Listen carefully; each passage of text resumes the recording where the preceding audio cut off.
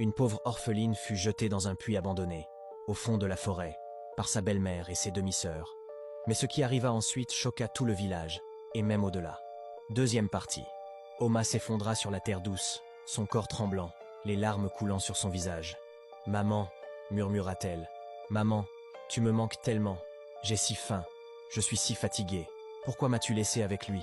Elle pleura, de profonds sanglots désespérés qui déchiraient sa poitrine.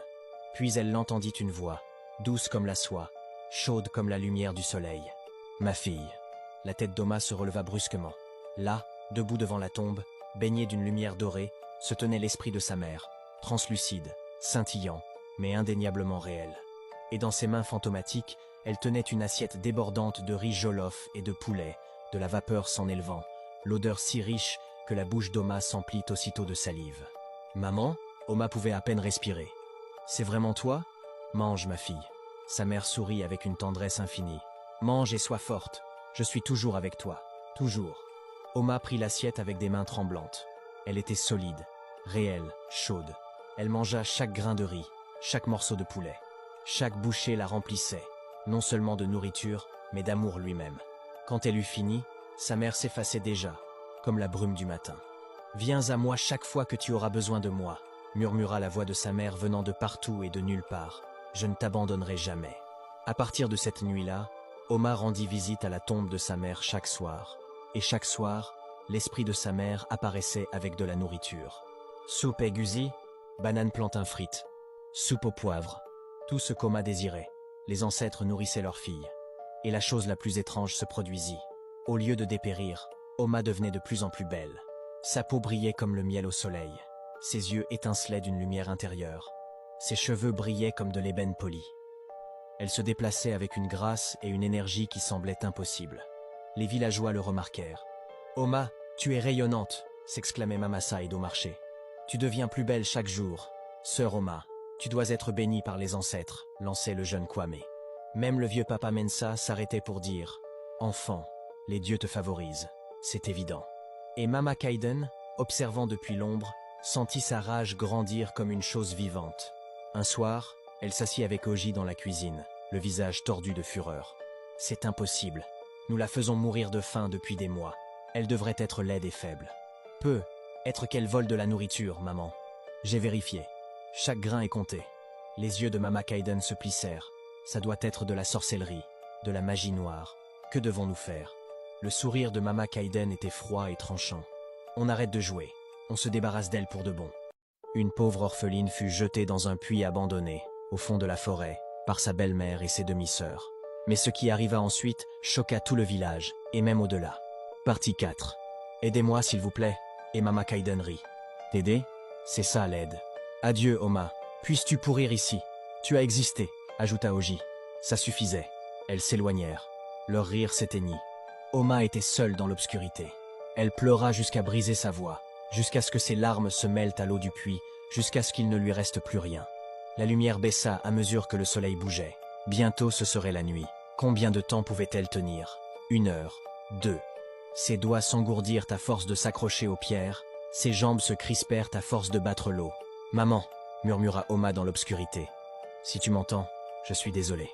Je suis tellement désolé. » Le silence répondit. Elle ferma les yeux, se préparant à la fin, puis une voix douce comme la soie. « Regarde en haut, ma fille. » Les yeux d'Oma s'ouvrirent brusquement. « Maman, regarde en haut. » Elle leva les yeux vers le cercle de lumière, et là, descendant d'en haut, brillant d'or dans l'obscurité grandissante, une corde. Oma l'attrapa à 2 mains, le cœur débordant d'un espoir désespéré.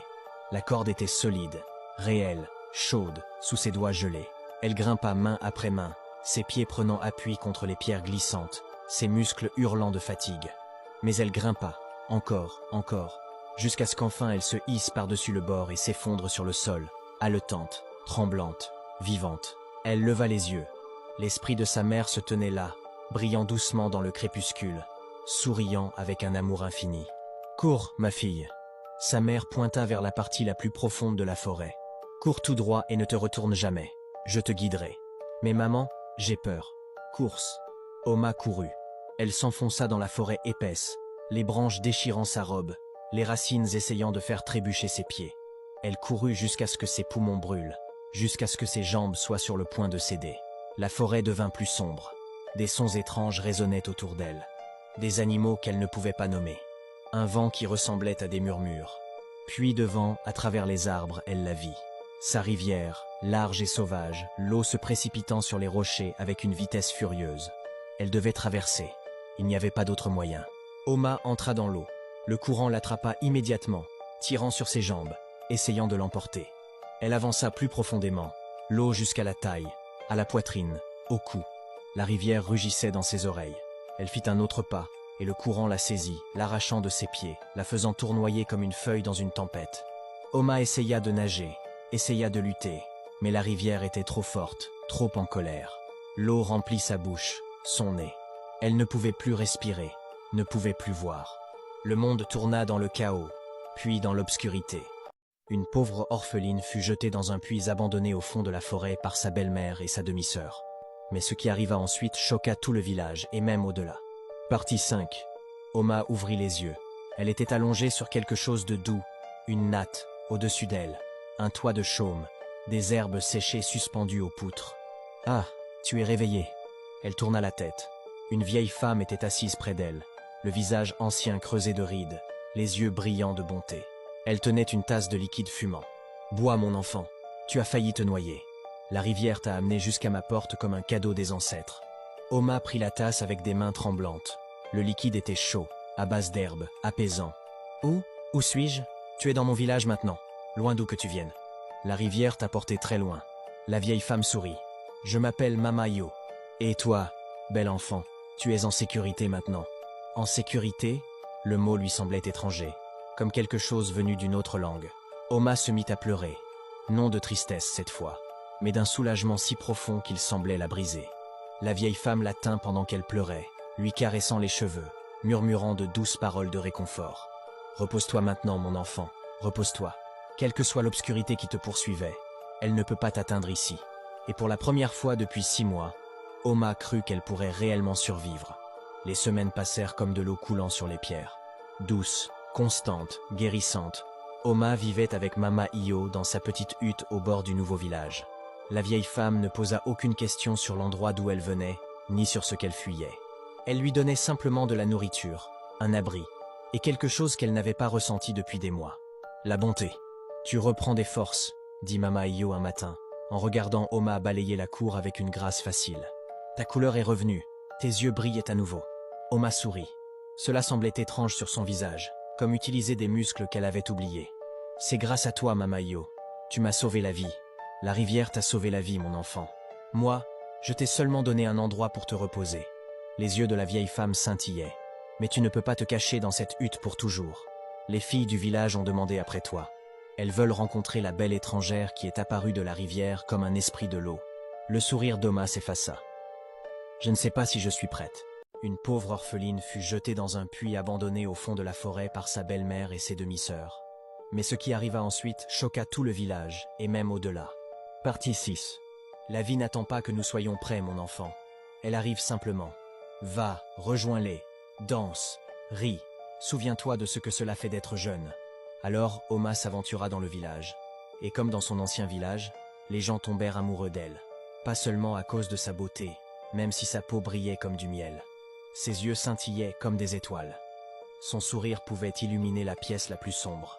C'était son esprit, sa bonté, la façon dont elle aidait les vieilles femmes à porter de l'eau sans qu'on le lui demande, la façon dont elle jouait avec les enfants, les faisant éclater de rire, la façon dont elle écoutait quand les gens parlaient, vraiment écouter, comme si leurs paroles comptaient. « Sisterma !» crièrent les filles du village un après-midi. « Viens rejoindre notre répétition de danse. Le festival est dans 2 semaines, et nous avons besoin de toutes les danseuses possibles. » Le festival, la plus grande célébration de l'année, quand le roi invitait les familles royales voisines à festoyer, danser et renforcer les alliances. Oma hésita. Danser signifiait être vu, être remarqué. Mais les paroles de Mama Iyo résonnaient dans son esprit. La vie n'attend pas que nous soyons prêts. « Oui, » dit Oma, se surprenant elle-même. « Je danserai. » Les 2 semaines suivantes se fondirent ensemble dans un tourbillon de répétitions. Les filles lui apprirent leur danse traditionnelle. Les mouvements de hanches, le jeu de pieds, les gestes gracieux des bras qui racontaient des histoires sans mots. Oma était une naturelle. Son corps se souvenait de rythmes qu'elle ne savait pas avoir appris. Elle bougeait d'une manière qui semblait venir de quelque chose de plus profond que la mémoire.